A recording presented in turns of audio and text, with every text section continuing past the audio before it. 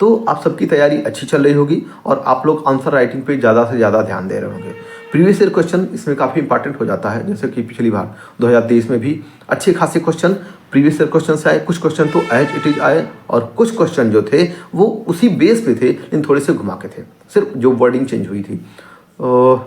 मैंने भी दिया था इससे पहले 2-3 बार मैंने दिया, तो एक चीज़ मुझे समझ में आई कि जो आंसर राइटिंग का फॉर्मेट है, मैंने बहुत लोगों के टेलीग्राम पे आंसर देखे जो आते हैं और जो साल पेपर है जैसे घटना चक्र है, वाईसीटी है और दृष्टि है, मैंने सबको देखा होगा क्योंकि मैं कुछ पेपर हिंदी में लिखता हूँ और कुछ पेपर इंग्लिश में लिखता हूँ। तो इसी से रिलेटेड मैं अपने मेंस के जो एक्सपीरियंस उसको शेयर करना चाहता हूँ। 2022 की कॉपी जब देखी इससे पहले आरटीआई से, तो वहाँ एक चीज़ मुझे जो समझ में आई कि जो मेरे फॉर्मेट है ना वो थोड़े से गलत हैं और मैंने इससे पहले कि जब मेंस देने से पहले मैं QEP प्रोग्राम लिया द IAS हब का, और सर को MK यादव सर को बहुत बहुत धन्यवाद कि बहुत ज़्यादा मेरे आंसर राइटिंग में इम्प्रूवमेंट हुआ। तो उसी को लेकर के एक आइडियल आंसर फॉर्मेट होना क्या चाहिए कि जो सबको फॉलो करना चाहिए। अगर आप उस आंसर फॉर्मेट को फॉलो करते हैं ना तो मेरा मानना है कि लगभग हर क्वेश्चन में आधे से 1 नंबर निश्चित रूप से बढ़ जाएंगे। इस तरह से अगर देखें तो एक पेपर में ना 10 से 15 नंबर तो निश्चित रूप से बढ़ जाते हैं और 10 से 15 नंबर बहुत मायने रखते हैं। अगर आप पूरा क्वेश्चन पेपर सॉल्व कर लेते हैं तो 80 से 85 नंबर मिल जाते हैं, सिर्फ इथिक्स को छोड़ दिया जाए तो। और अगर 15 नंबर मिलते हैं ना तो 85 से सीधे आप 100 पे पहुंच जाते हैं और 100 पे पहुंचने का मतलब होता है कि सिलेक्शन तय हो जाता है, वो किसी भी रैंक पे होता है। तो यहाँ पे मैं एक टॉपर के द्वारा लिखा हुआ जो PCS का ही आंसर उन्होंने लिखा हुआ है उसको देखेंगे और ये जो फॉर्मेट है कि उस आंसर में हमारे क्या क्या होने चाहिए। तो टाइम मैं आपका नहीं लूँगा, आइए यहाँ पर हम लोग देखते हैं कि फॉर्मेट क्या। सबसे पहले तो यहाँ पे मैं एक बात बताऊँ कि सबसे पहले तो ये फॉर्मेट की स्पेलिंग गलत है। ये सबसे ज़्यादा इंपॉर्टेंट है कि हमारे जो आंसर है ना उनकी स्पेलिंग मिस्टेक बहुत ज़्यादा नहीं होनी चाहिए। अब देखते हैं, एक प्रश्न है, जैसे मान लीजिए जो कॉपी है वो कॉपी की जो विड्थ होती है ना ये 16.5 सेंटीमीटर की होती है। ये जो यहाँ से लेकर यहाँ तक होती है ये 16.5 सेंटीमीटर होती है। मैंने पिछली बार ना इसको मेजर करके देखा क्योंकि सर ने बताया कि आप जब भी लिखेंगे कोई आंसर, आप अपना अगर नोट्स भी बनाते हैं ना तो ये 16.5 सेंटीमीटर में ही बनाएंगे क्योंकि वो आपकी हैबिट बन जाती है। और दूसरी चीज़, इंट्रोडक्शन, बॉडी और कंक्लूजन हर कोई बताता है, वे फॉरवर्ड हर कोई बताता है, लेकिन वो लिखे कैसे जाते हैं ना वो कोई नहीं बताता है। तो यहाँ पे मैं कुछ अपने एक्सपीरियंस को शेयर करना चाहूँगा। जैसे कि पहली बात कि ये जो लाइन है कॉपी की ना वो 16.5 सेंटीमीटर की होनी चाहिए। दूसरी चीज़, इंट्रोडक्शन जब हम लिखेंगे तो इंट्रोडक्शन हमारा कभी भी जो 8 नंबर का क्वेश्चन है 15 से 20 वर्ड से ज़्यादा नहीं होना चाहिए क्योंकि 125 वर्ड में लिखना है और जो कंक्लूजन हमारा है वो भी 15 से 20 वर्ड में। अगर पहले एक लाइन में कितने वर्ड्स हमें लिखने हैं, ये 5 से 6 वर्ड्स होने चाहिए। अभी मैं इसका आंसर कॉपी भी दिखाऊंगा कि जो टॉपर्स ने लिखे हैं वो मेरे पास साल पेपर है। अगर आप लोग कमेंट करेंगे, आप लोग बताएंगे तो जितने भी आंसर हैं उसको मैं एक एक करके वीडियो में पूरा आप लोगों को उपलब्ध करा दूंगा, जिसमें ना मैक्सिमम 15 दिन लगेगा। सिर्फ आप रोज 1 घंटा दीजिए आंसर राइटिंग पे, 2-2, 3-3 क्वेश्चन लिख लीजिए, आप निश्चित रूप से बहुत बढ़िया लिखने लग जाएंगे। तो पहली बात हम क्या ध्यान रखेंगे कि एक लाइन जो हम लिखेंगे वहाँ पे 5 से 6 वर्ड से ज़्यादा नहीं होने चाहिए।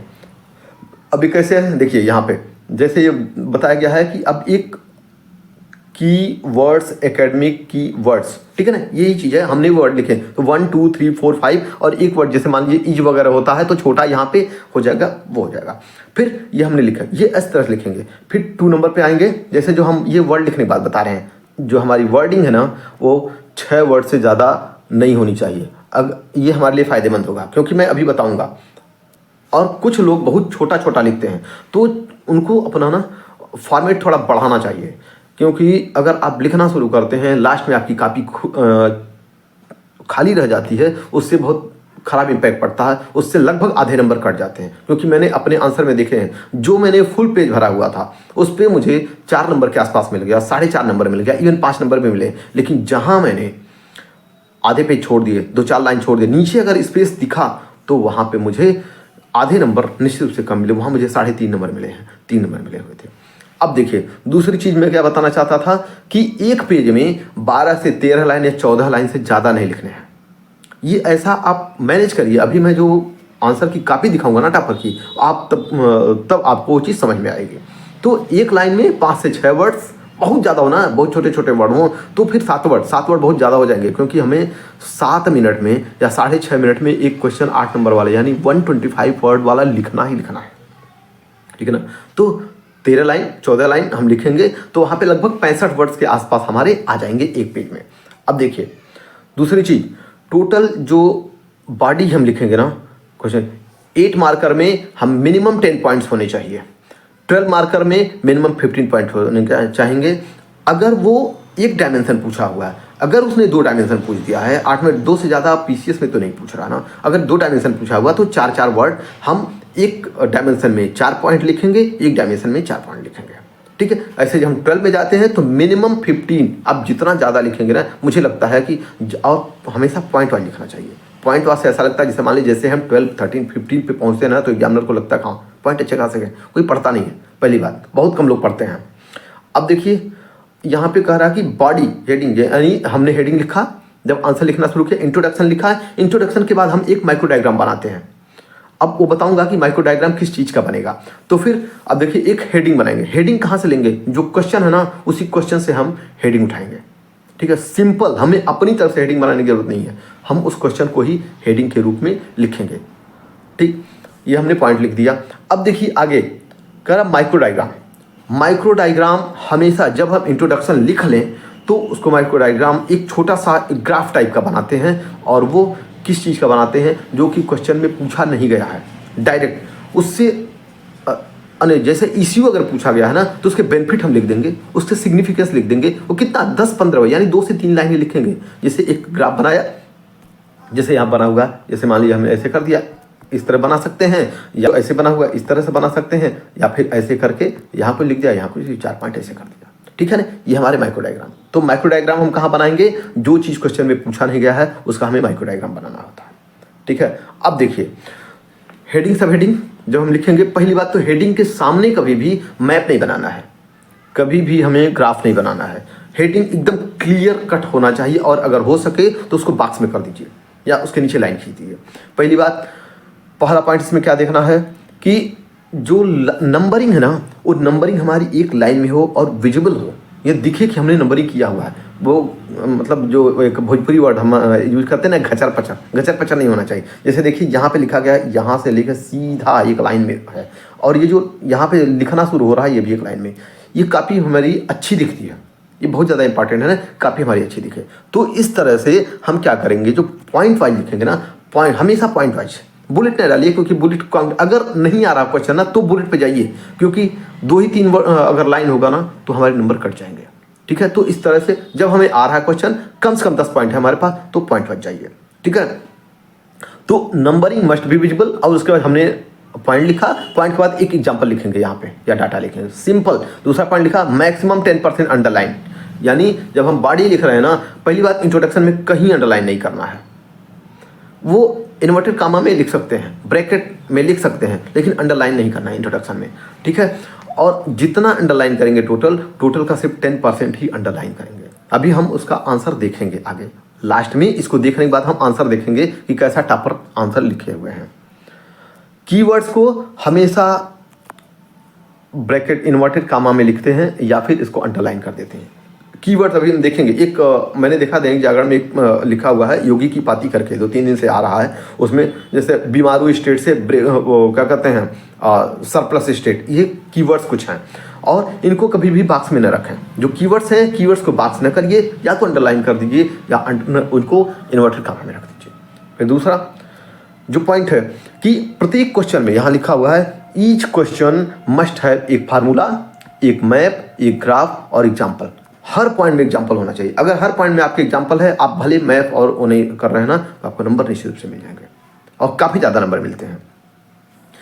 आपने अगर एग्जाम्पल देने शुरू किए तो हर क्वेश्चन में 1-1 नंबर बढ़ेंगे, समझ लीजिए ना कि 20 नंबर बढ़ जाएंगे एक पेपर में, ठीक है ना। अगर ये बनता है तो बहुत अच्छा है। तो हम ध्यान क्या रखेंगे कि एक फार्मूला हो जाए, एक मैप हो जाए या एक ग्राफ हो जाए, इनमें से कोई एक तो होना ही चाहिए, ठीक है। अब ये देखिए कहाँ हम रखेंगे, हमने बॉडी लिखना शुरू किया, बॉडी हमारी आई यहाँ, हेडिंग लिखा, हेडिंग के नीचे ये केस स्टडी बनाना है, यहाँ हमने नंबरिंग शुरू किया, यहाँ पे कभी इसके नीचे ना हम ग्राफ वगैरह नहीं बनाए, यहाँ नहीं हमें बनाने, हमें हमेशा यहाँ बनाने हैं, यानी हेडिंग के नीचे हम बनाएंगे और यहाँ पे की स्टडी लिख देंगे, या तो यहाँ ग्राफ बना देंगे, एक फार्मूला बना देंगे, या कोई एक मैप बना देंगे। कहाँ लिखेंगे? यहाँ, और उसको हमेशा बॉक्स में कर देंगे। ठीक है, अब आगे देखते हैं वे फॉरवर्ड। वे फॉरवर्ड या आगे की राह, ये वे फॉरवर्ड जो लिखाएगा ये कभी भी 8 मार्कर में नहीं लिखाएगा, क्योंकि 125 वर्ड्स ही है। आपने कंक्लूजन लिख दिया, माइक्रो डायग्राम लिख दिया, एक ग्राफ बना दिया, टाइम बचेगा नहीं। सिर्फ 6.5 मिनट में भाई, मैक्सिमम 7 मिनट ले सकते हैं, ठीक है, या 7 मिनट में, तो वो जरूरी नहीं है। वे फॉरवर्ड हमेशा हमें 200 वर्ड्स में लिखने हैं और उसको निश्चित रूप से लिखने हैं। जैसे वे फॉरवर्ड हुआ, सजेशन हुआ, ये सारी चीज़ें, और यह लगभग 20 से 30 वर्ड में, यानी जितने में हमने इंट्रोडक्शन लिखा हुआ है या कंक्लूजन लिखा हुआ वही सिर्फ हमें लिखना है। तो वे फॉरवर्ड या आगे की राह हम यहाँ लिखेंगे सिर्फ 12 मार्कर यानी 200 वर्ड में, और कहीं नहीं लिखना हमें। ठीक है, अब आते हैं कंक्लूजन के बारे में। अंतिम में हमने वे फॉरवर्ड लिख दिया। वे फॉरवर्ड के बाद 25 से 30 वर्ड्स में कंक्लूजन हमें लिखने ही लिखने हैं, बिना का, और लेकिन हेडिंग कहीं नहीं देना है। न तो इंट्रोडक्शन की हेडिंग होगी और न तो कंक्लूजन की हेडिंग होगी, न तो बॉडी की हेडिंग होगी। जस्ट जो हेडिंग दी गई है वही होगी, लेकिन वे फॉरवर्ड और आगे की राह की हेडिंग होगी या सजेस्टिव मेजर होगा। तो ये 20 से 25 वर्ड हम करेंगे और यहाँ कभी बॉक्स नहीं बनाएंगे। रिदमिक कीवर्ड यूज करेंगे, ये हमने जो कहा कीवर्ड्स,